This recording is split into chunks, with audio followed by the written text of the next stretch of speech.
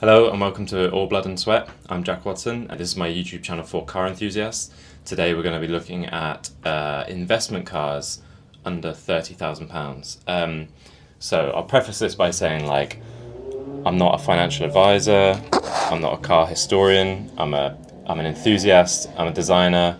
By no means take this as like actual financial advice, or I'm not liable if you invest in any of these cars and they don't pan out to be good investment cars. If I had a lot more money to burn and speculate, these are the kind of things I would be buying, because yeah, I'm not just looking for safe bets either. Like, some of this stuff is things that I find interesting, and that's the whole point with like car investments or the car culture in general. Like, it should be fairly individual, you know. Like I said, I'm not a car historian, I'm not a specialist, I don't know all of the history, all of the ins and outs of the engineering or the specifications of these cars. I'm just an enthusiast. This is a safe space for other enthusiasts. Let's have a conversation.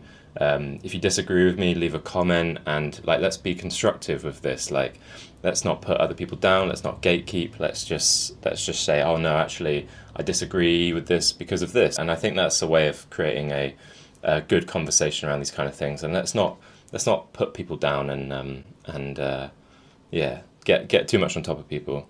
If I look a bit tired and ill, that's because I am a bit tired and I have been ill. So I might sound it, I might sneeze, I'll edit it out. So yeah, let's get started. 5 cars.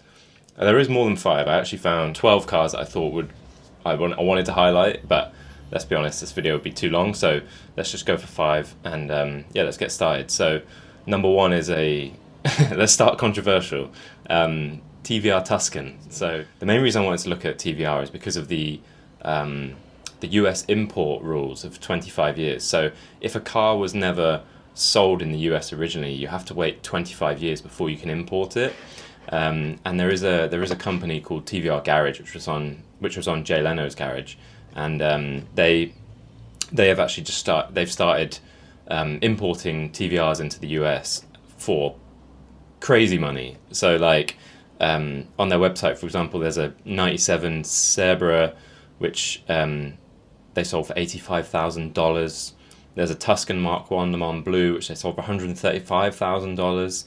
And now they do a lot of restoration on their cars. They're like full sort of nut and bolt restorations, I think, or they just do like chassis and engine work and stuff. But yeah, in the UK, like, you can still buy those spec of cars for under £30,000. Like, I've found several Tuscans between 26 and 35, but there's a few that are around 30 with decent mileage, and they've had a lot of work spent on them. Like, yeah, they're spending like £12,000 on engine rebuilds and then selling the car for 30. New brakes, new rotors, new everything, new bearings, new engine mounts, new gearbox removed, new bearing. Like, oh, it's crazy. So they've had a lot of money spent. I mean, maybe that's not a good sign that actually the cars need a lot of money and work spent on it.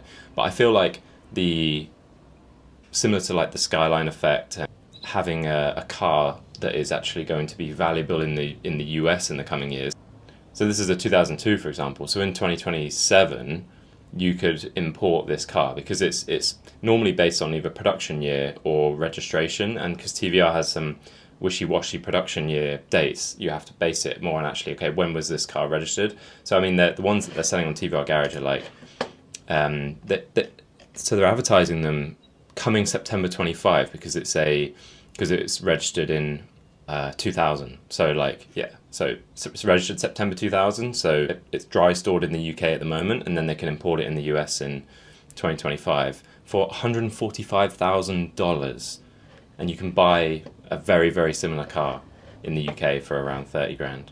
So yeah, and I mean, like, TVRs, they're kind of, they hold a weird special place in my heart whenever I see one, because I'm like, that is a true car enthusiast car in my mind. It's like, you're a bit, I think you've got a small screw loose if you own a TVR, and I respect it, because it's like the money involved in the TVR. You kind of there's a lot of safer bets, but it's like, do you want to be in a car that has no door handles and you have to find the button underneath the wing mirror, or to get out you have to find the little rotating knob in the middle? It's pretty cool in that respect, I think. Even Cerberus in the UK, you can still buy decent ones for around 30,000. and they're selling on average for about $60,000 to $85,000 in the US. So I know it's a faff to get it there, but interesting market for them. Okay, number 2 on the list. Next one I want to talk about, a little bit less controversial, and probably a lot of people would disagree, but Aston Martin DB9. I just think the DB9 is like, it's the most beautiful Aston Martin in my opinion for basically the last 30 years. So it's just like such a timeless design. It's so iconic. The DBS ones in the Bond movies. If you've got the money for a DBS, like that would be my choice.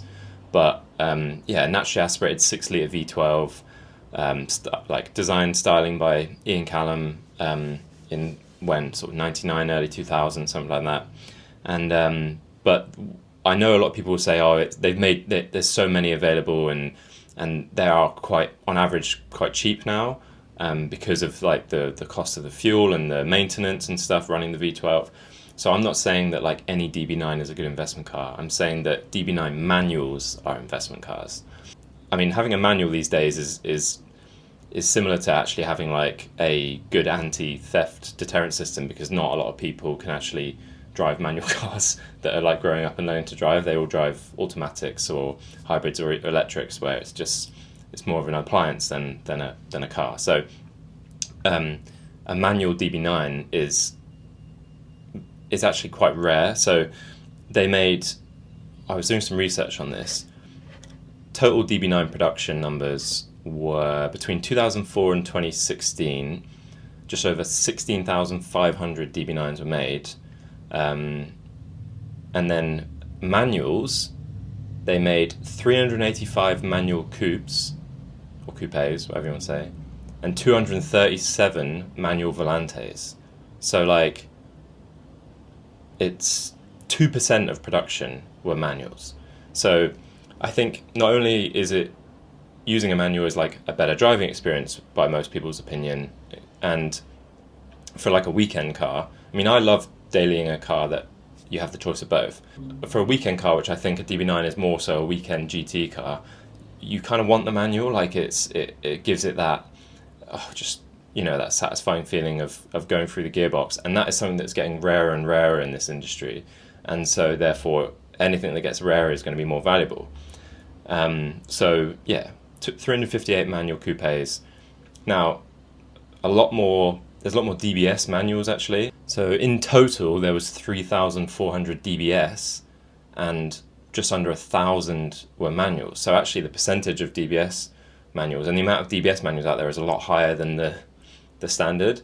DBS will always be worth more money because it's a more desirable car, but you can't buy a DBS for 30,000. So that's what I'm saying. Like this one here, 2005 Aston Martin DB9 with 48,000 miles is 29,950 on Auto Trader. God, that's a beautiful car. I still think one of the most beautiful cars ever. Next up, this is the car that, God, I wanted for so long. A Lotus Aora. Oh my God, I love this car. Like I remember when you could get a decent 2010 Lotus Aora for about £22,000.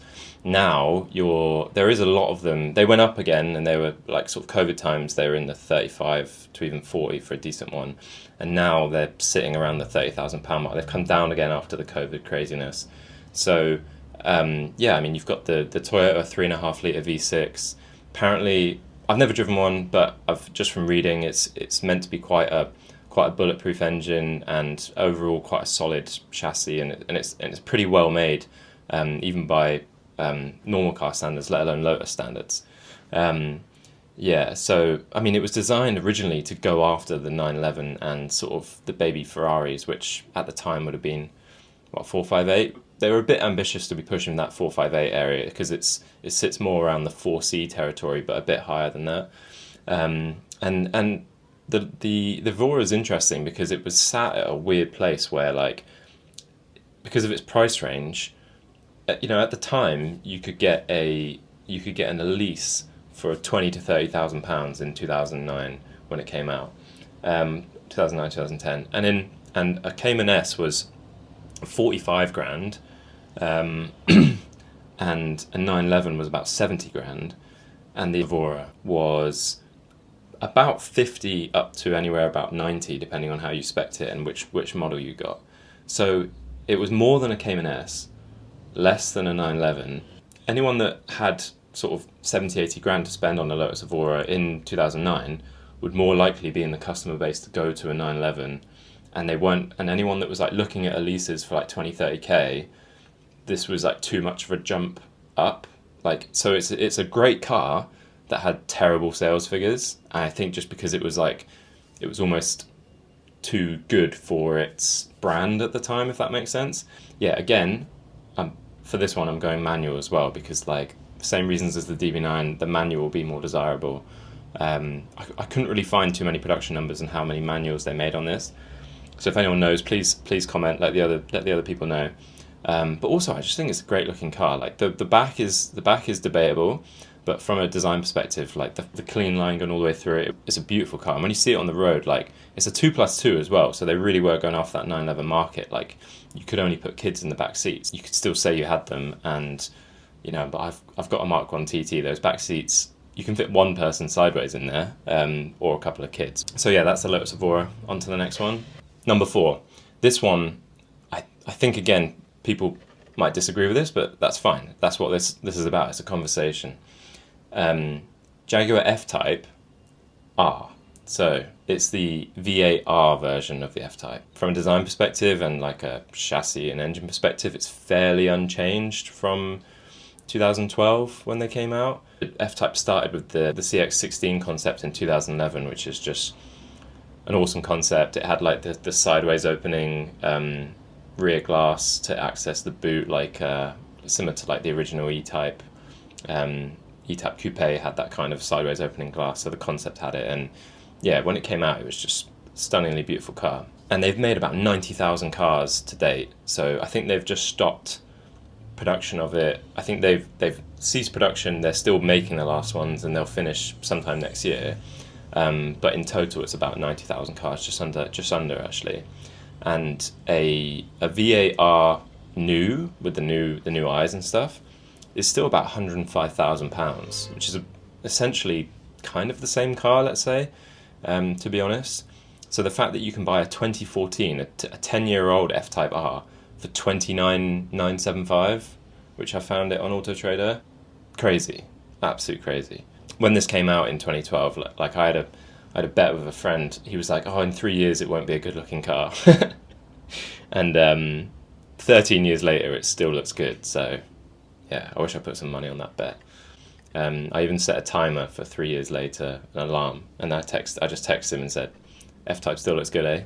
Last car we're going to look at, car number 5, is a Porsche 996 Turbo manual coupe as well. The Porsche 996 alone, the 996 911, like did not get a lot of love. We all know why. Its headlight design, fairly organic interior design. They were sort of hard to sell. They had a difficult time on the second-hand car market for a while. What year is this? 2001. So 20 odd years later, this car is actually starting to creep up in value now. I mean, Porsche is always a safe bet, especially 911s. It's kind of an easy choice to say, oh yeah, invest in a Porsche. But which ones do you invest in? Because you've got to find the ones when they're like dipping at the bottom of their value. And I would say this is already probably, it's already too late. Like it's already gone from its bottom value, but it's creeping up. But that's why it's about which one do you buy? Because it's not just about any 996. It's a turbo coupe manual 996. The 996 was the first water-cooled 911. Because I think the 993 was the last air-cooled one. Again, not a specialist, so correct me if I'm wrong. 3.6 litre engine, twin turbo. Not a lot of people, I didn't know that until I researched it yesterday actually, that the 996 turbo was twin turbo. 420 brake, the flat 6, 4-wheel drive. So yeah, it's a bit of a rocket ship, and it's a pretty trouble-free Metzger engine apparently, according to some research that I did. Yeah, why was the 996 not loved? Well, it's the fried egg headlights, as everyone calls it. The thing with Porsche is like, weird is better when it comes to investment. If you've got like a 70s car that had the tartan interior or the sort of psychedelic Czech one where it's all like moving around, they're the ones that are more desirable, more collectible now because they're weird and because they're different and because they're rare. So the fact that the 996 was not loved and the fact that it has such a different design is what will make it more desirable in the future. Yeah, there are better Porsches to probably buy and invest in, but for the money at the price range, a turbo manual 996 is for £30,000. It's pretty crazy, I think. Yeah, and between 2000 and 2005, on average, they made about 2,000 turbos every year out of a production run of like 150,000 996s in total. They're not super rare, but they're pretty rare in comparison to the total production numbers. So if you can find one, great. If you can find a manual, even better. If you can find one in a weird spec, a weird color with weird interior, like purple over tan or something, like that's the best.